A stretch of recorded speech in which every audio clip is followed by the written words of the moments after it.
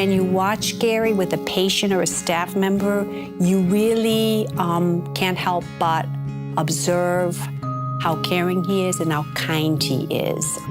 When he comes into a room and he goes into a patient's room, he opens the door and every time he says, "Hi, I'm Garry Bombardier." I hear that and it makes me smile because I know that when you hear that gentle voice opening the door, it puts everybody at ease. Everybody just knows him by name and just knows that he's kind, he's caring, he's funny. Garry is the kind of doctor who's very smart.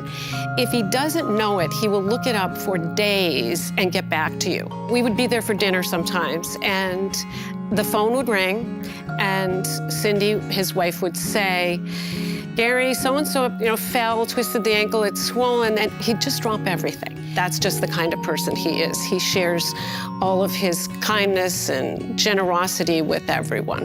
No matter who you run into, you say, if you know Garry Bombardier, they say, "Oh, well," and they'll tell you a story. We were bringing my sister, I had just brought her to Indiana. That's where she went to college. And we were driving back through Ohio, and we got into a huge traffic jam. Like, we weren't moving at all. And we shut off the car and got out of the car because it was just stopped. And I looked in front, and there was, the one car in front of us had a Massachusetts plate, and the door pops open of the car, and the guy yells, "Dr. Bombardier." And so I remember looking up going, we're in the middle of Ohio. This stuff happened to us all the time. It still does. But, he was like, "Oh, Gus, how are you?" "Oh, I'm great, the knees," he goes like, "The knee's doing well," And it just shows you, it's the amount of people that he's helped. But that's a good one. Being an ER doc, I had my first encounter with Garry about 27 years ago. And at the time, he was in private practice. He was always trying to challenge himself. So he decided to leave his practice, and guess what? He joined the ER group, becoming a colleague. Within 3 years of joining the ER, this guy became the chief, purely because we recognized his leadership skills. Not only did he become the chief of the ER, he became the director of the EMS. That wasn't enough for this highly motivated person. He soon stepped into the role of medical director of the Holyoke Hospital for 3 years.